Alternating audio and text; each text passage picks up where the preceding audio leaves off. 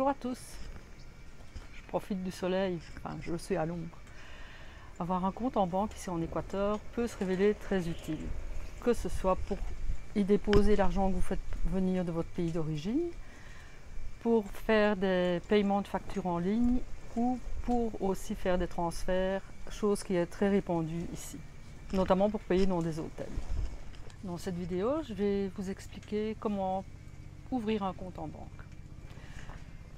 Par le choix de notre visa d'investisseur, nous avons été confrontés directement au fait d'ouvrir un compte en banque pour pouvoir y déposer le montant du CD qui est le certificat de dépôt. Or, pour ouvrir un compte en banque, il faut une cédula et pour avoir une cédula, il faut un visa de résident temporaire. C'est un peu comme pour les assurances santé. Toutefois, deux organismes financiers, je parle d'organismes financiers parce qu'à côté des banques traditionnelles, il y a des coopératives. Et justement, une de ces coopératives, la JEP, ainsi que la Banco de Pichincha accepte d'ouvrir un compte en banque avec un passeport selon certaines exigences. Je vais vous montrer ça tout de suite après.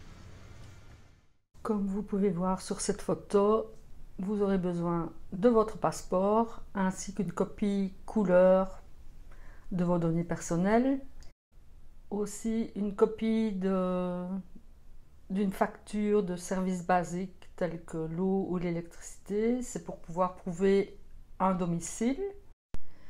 Vous devez également prouver que votre visa est valide. Je m'explique. Vous pouvez ouvrir votre compte avec votre visa de touriste, mais dès que vous avez votre visa de résident temporaire et votre cédula, vous devez retourner à la banque pour donner justement votre numéro de cédula. Ensuite, vous devez déposer minimum 5,15 $ sur votre compte pour qu'il puisse vous créer votre carte de débit. Et à cela, vous devez ajouter une preuve de référence personnelle, c'est-à-dire que nous, par exemple, nous sommes allés avec notre conseiller qui nous a aidés pour notre demande de visa, qui a donné ces informations telles que son numéro de téléphone et son adresse email. Si vous êtes en couple, vous devez donner l'identité de votre conjoint ainsi que ses données personnelles. Ce n'est pas inscrit dans la liste, mais vous devrez aussi fournir une adresse de courrier électronique, car c'est comme ça que vous recevrez vos états de compte. Ça, vous verrez une photo un peu plus tard. Pour ouvrir notre compte à la Banco de Pichincha, nous nous sommes rendus à la calle Simon Bolivar à Cuenca, puisque c'est là que nous habitions à ce moment-là.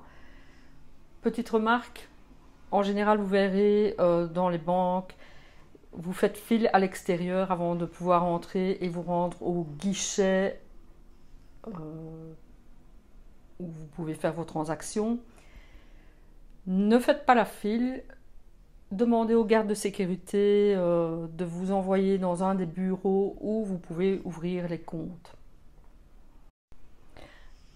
Après avoir fourni tous les documents requis, notre carte de débit a été émise et nous avons dû nous rendre à un des guichets automatiques pour pouvoir changer le code PIN et mettre notre code personnel. Quelle que soit la banque ou la coopérative financière que vous choisissez, vous avez accès à une application pour les smartphones et des websites aussi pour faire vos transactions en ligne. À chaque fin de mois, vous recevez un état de compte avec vos dépenses mensuelles. Comme vous avez pu le voir, ce n'est pas trop difficile de pouvoir ouvrir un compte en banque. Maintenant que nous avons une cédula, nous avons décidé de ne garder que le certificat de dépôt à la Banco de Pichincha, car on n'est pas vraiment content de leur service, notamment avec les ATM ici à Santa Elena. Souvent ils sont fermés ou il n'y a pas moyen d'avoir de l'argent, donc on doit aller à d'autres ATM pour enlever de l'argent et ça coûte 35 centimes de dollars à chaque fois. J'espère que cette vidéo vous aura été utile. Une prochaine parlera des transferts d'argent de votre pays d'origine à l'Équateur. Et aussi, je vous montrerai comment, dès qu'on a une cédula, ouvrir facilement un compte en ligne. On n'est même plus obligé à ce moment-là de se rendre dans une banque, à part pour pouvoir retirer sa carte de débit. Si vous avez des questions, n'hésitez pas à commenter en dessous de la vidéo. N'oubliez pas de liker, de souscrire. Retrouvez-nous sur Facebook et sur Instagram. Vous pouvez aussi nous poser des questions via Messenger. J'ai eu quelques messages par notre page. À bientôt. Ciao.